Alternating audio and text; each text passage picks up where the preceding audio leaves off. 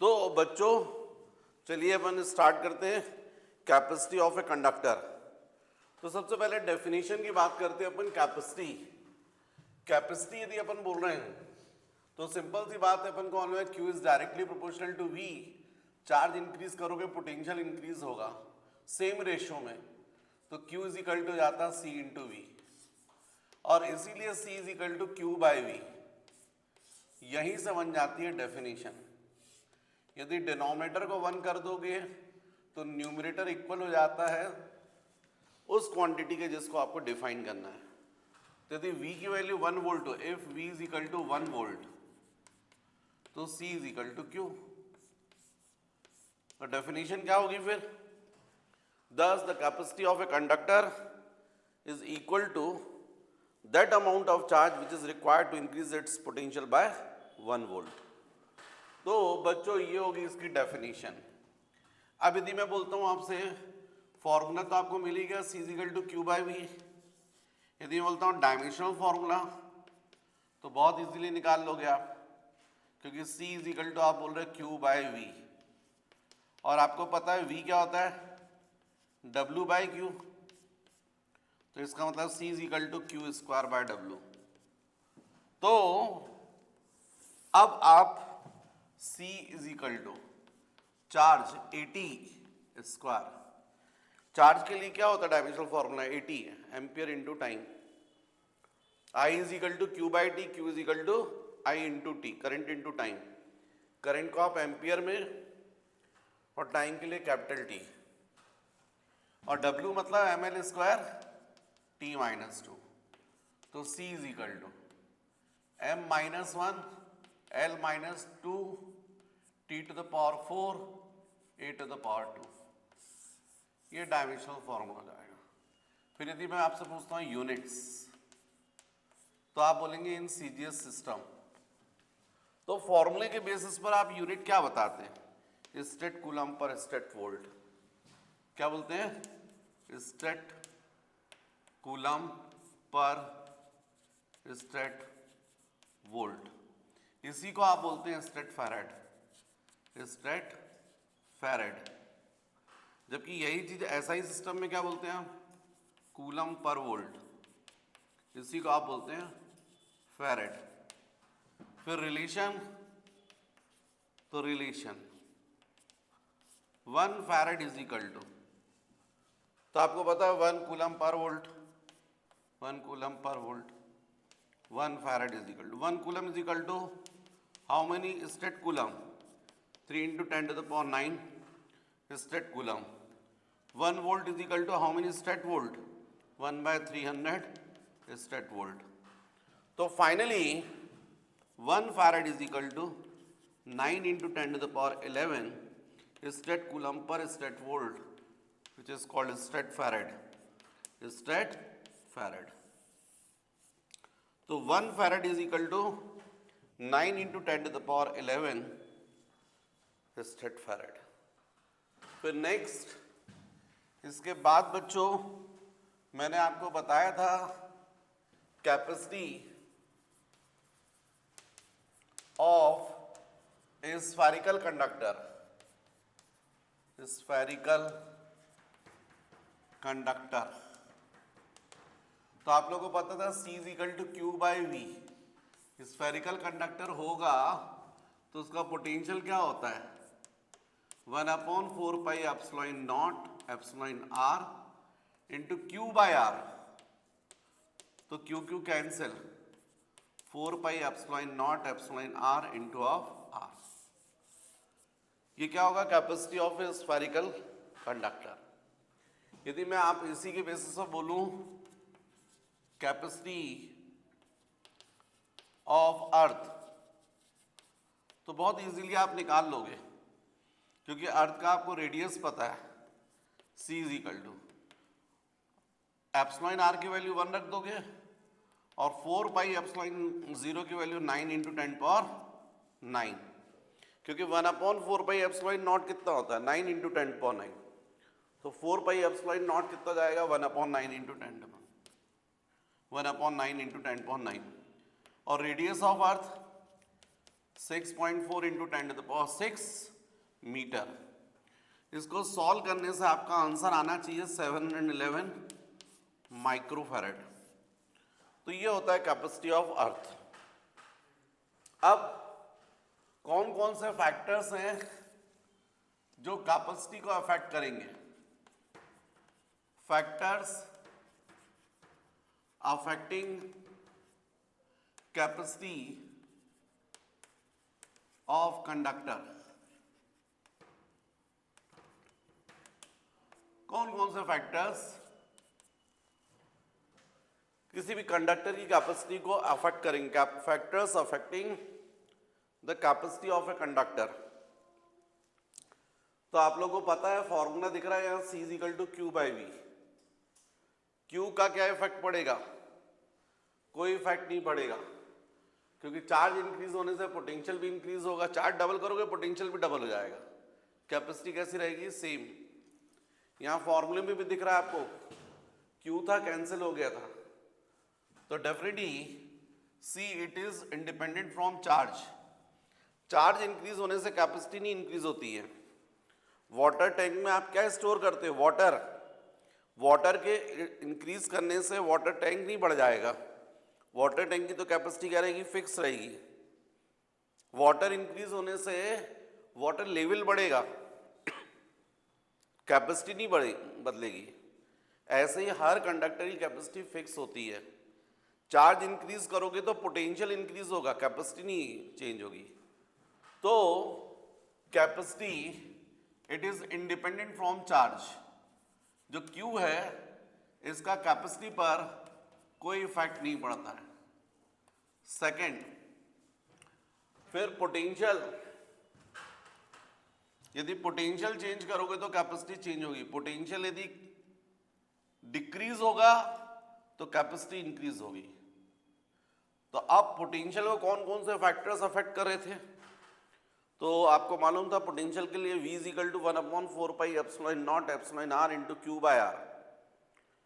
Charge change होने से potential change होता है, चार्ज इंक्रीज होने से पोटेंशियल इंक्रीज होता है।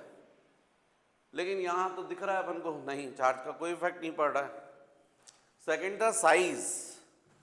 यदि आप साइज इंक्रीज करते हो, R साइज का कैपेसिटी पर क्या इफेक्ट पड़ेगा? तो यदि आप R इंक्रीज करोगे तो पोटेंशियल क्या होता है? डिक्रीज होता है। भाई V का फॉर्मूला क्या है? 1/4πε0ε r × Q/r। R इंक्रीज करोगे पोटेंशियल क्या होगा? डिक्रीज होगा। और पोटेंशियल यदि डिक्रीज होगा तो कैपेसिटी क्या होगी? इंक्रीज होगी। तो डेफिनेटली कैपेसिटी यहां पर इंक्रीज होगी। बिल्कुल वैसे जैसे वाटर टैंक के केस में होता है। वाटर टैंक का साइज बढ़ाते हो तो क्या होता है? कैपेसिटी बढ़ जाएगी, ज़्यादा वाटर स्टोर कर सकते हो। कंडक्टर में भी ऐसे होता है, साइज इंक्रीज करोगे कैपेसिटी इंक्रीज हो जाएगी, ज़्यादा चार्ज को स्टोर करेगा वो।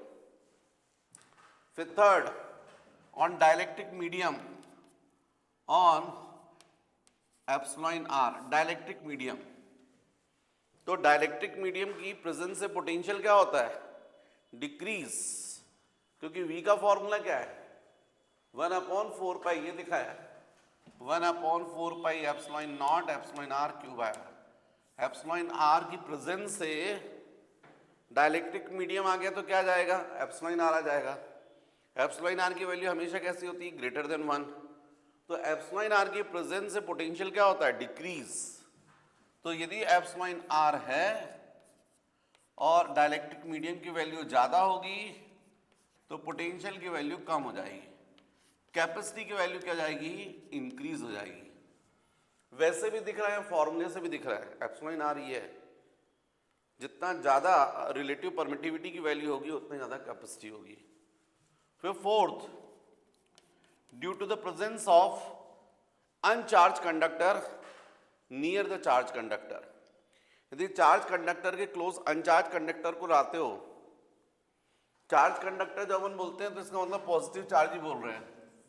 तो यदि ये प्लस है और इसके क्लोज यदि आप अनचार्ज को लाते हो तो इंडक्शन के कारण इस पर क्या आता है?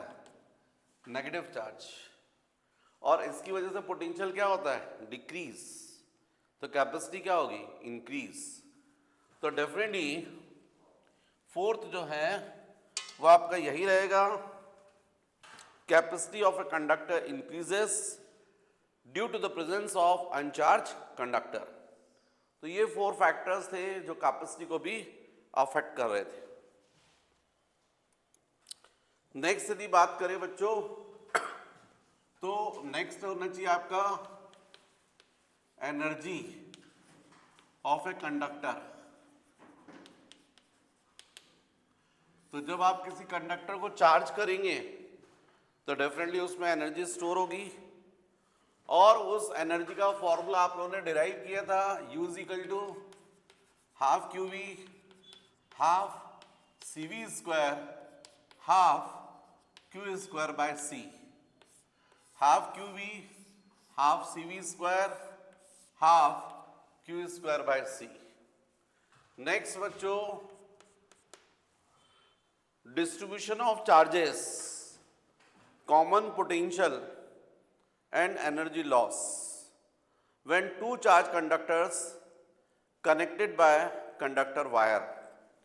यदि हम एक ये कंडक्टर है, एक ये कंडक्टर है, इसकी कैपेसिटी C1, इसकी कैपेसिटी C2, इस पर चार्ज Q1, इसका पोटेंशियल V1, सेकेंड कंडक्टर उस पर चार्ज Q2, इसका पोटेंशियल V2। यदि हम इसको वायर से कनेक्ट करते हैं तो चार्ज फ्लो करेगा, कहाँ से कहाँ, high potential to low potential. और ये कब तक फ्लो करेगा, जब तक कि दोनों कंडक्टर्स के पोटेंशियल सेम ना हो जाए। तो इस कंडीशन में जो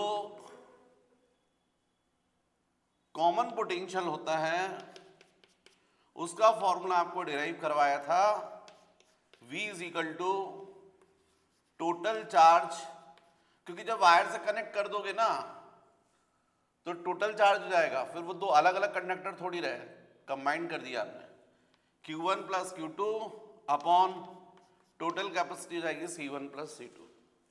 और Q1 क्या होता है, C1 V1 Q2 C2 V2 upon C1 plus C2।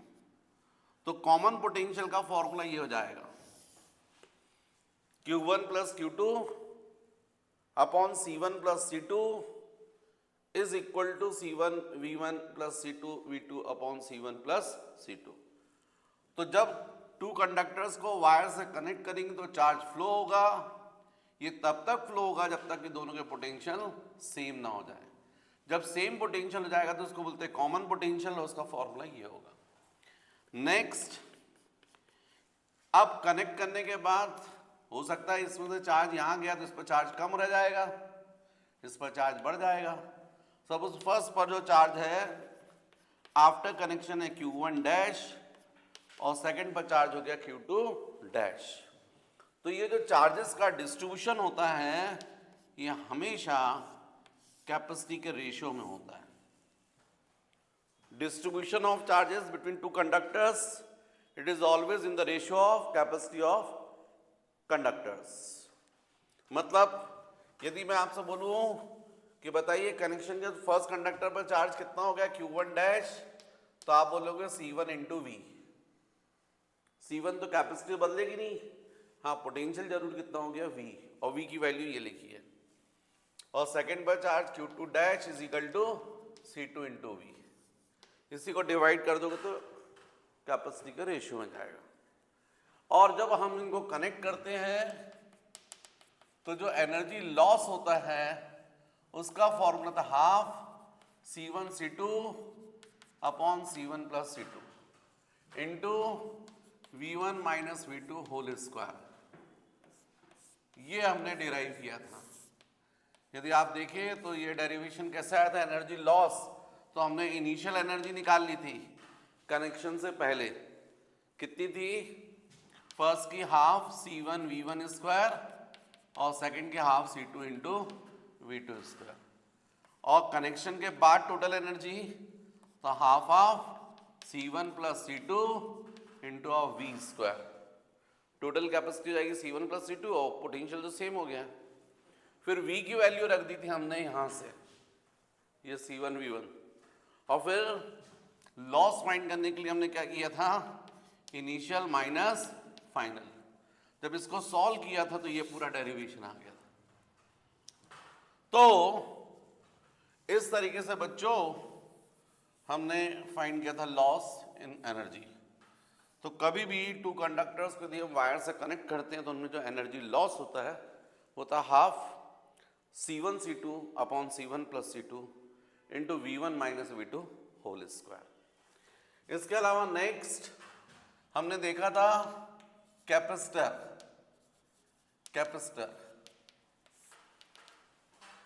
Capacitor क्या था, तो सिंपल हमने एक प्लेट रखी थी जिसको बैटरी के पॉजिटिव टर्मिनल से कनेक्ट किया था, राइट, और इसके क्लोज अपन ने एक सेकंड कंडक्टर को रखा था जिससे इस पर इंडक्शन की वजह से क्या आ गया था, अपोजिट चार्ज। फार एंड पर क्या आया था, प्लस, लेकिन इसके आउटर एंड को, आउटर सरफेस को हमने क्या कर दिया था, अर्थिंग दे दी थी। ये पूरा चार्ज कहां चला गया था, अर्थ में। तो अब फर्स्ट प्लेट का पोटेंशियल V1 है प्लस, सेकंड का माइनस, इसकी वजह से पोटेंशियल क्या होगा, डिक्रीज। पोटेंशियल डिक्रीज हुआ तो कैपेसिटी क्या होगी, इंक्रीज। तो इस तरीके से कैपेसिटर जो है वो हमने बनाया था। मतलब capacitor means the device in which the capacity of a conductor can increase without increasing its size. बिना साइज बढ़ाए कंडक्टर का हम कैपेसिटी बढ़ा सकते हैं। उसके लिए हमने क्या कॉन्सेप्ट यूज किया था, पोटेंशियल को डिक्रीज किया था। पोटेंशियल को कैसे डिक्रीज किया था, तो फर्स्ट प्लेट के क्लोज सेकंड प्लेट रखी, इस पर इंडक्शन की वजह से अपोजिट चार्ज आ गया और आउटर फेस जो उसको अर्थिंग दे दी थी। ये बना था आपका कैपेसिटर। इसके बाद फिर आपने देखा था, अच्छा, इस कैपेसिटर की कैपेसिटी का फॉर्मूला तो सेम था जो ये था, C is equal to Q upon del V। What is del V, potential difference between the plates. Next बच्चों इसके बाद आपने देखा था पैरेलल प्लेट कैपेसिटर।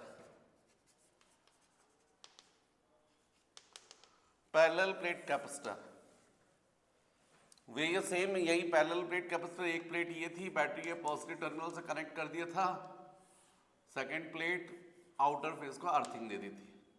इससे एक्चुअल में क्या बन गया था, पैरेलल प्लेट कैपेसिटर।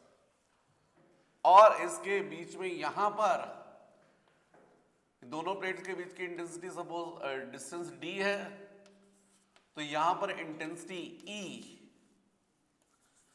ये कितनी होगी, तो ये आपने देखा था गॉस थ्योरम में, एप्लीकेशन ऑफ गॉस थ्योरम में। तो बच्चों यहां पर इंटेंसिटी जो होती है वो होती है सिग्मा अपॉन एप्सिलॉन नॉट। फिर दोनों प्लेट के बीच में पोटेंशियल डिफरेंस, तो आपको पता था E is equal to del V by del x.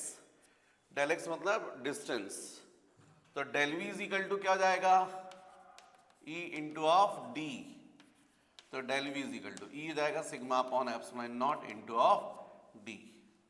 तो ये था intensity of electric field between the plates. ये निकाला आपने potential difference between the plates, और फिर कैपेसिटी आपने निकाला था। तो कैपेसिटी का फॉर्मूला इस केस में आया था epsilon naught into K into A upon D। What is K, dielectric constant, या फिर एप्सिलॉन R भी लिख सकते हो इसको, राइट। यदि दोनों प्लेट्स के बीच में डाइलेक्ट्रिक मीडियम फिल कर दिया जाए तो कैपेसिटी का फॉर्मूला होता है epsilon not epsilon R into A upon D। लेकिन यदि डाइलेक्ट्रिक मीडियम ना हो, एयर हो, तो एप्सिलॉन R की वैल्यू कितनी रहेगी, 1। तो केवल फॉर्मूला जाएगा epsilon naught into A upon D। इसमें डिफरेंट केस भी देखे थे आपने। तो फोर्थ, यदि कैपेसिटर जो है उसके बीच में कोई प्लेट हम पार्शली फिल कर दें T थिकनेस की, और दोनों प्लेट्स के बीच का डिस्टेंस d है, तो यदि मैं आपसे पूछूं कि बताओ इसकी कैपेसिटी का फॉर्मूला क्या होगा, तो आप बता सकते हो C is equal to epsilon naught into A upon d minus T into 1 minus 1 by K. What is K? Dielectric constant. A area of plates, ये जो प्लेट्स है उनका एरिया, राइट, प्लेट्स का area, D distance between plates, T thickness of dielectric medium और K dielectric constant और relative permittivity. ये आपने देखा पैरेलल प्लेट कैपेसिटर. ऐसे ही मैंने आपको बताया था स्फेरिकल कैपेसिटर. तो स्फेरिकल कैपेसिटर के केस में मैंने आपको समझाया था कैसे बनता है. तो दो स्फीयर हम लोग यूज करते हैं, हॉलो स्फीयर होते हैं, उनके रेडियस में बहुत कम डिफरेंस होता है, एक ये और एक और ऐसा स्फीयर. यहाँ पर होल होता है जिससे अपन यहाँ पर इनर स्फीयर को बैटरी के पॉजिटिव टर्मिनल से कनेक्ट कर देते हैं, और ये जो रहता है फर्स्ट स्फीयर को टच नहीं करता है. जब बैटरी के पॉजिटिव टर्मिनल से कनेक्ट करते तो इनर स्फीयर के आउटर फेस पर क्या जाता है? Positive charge.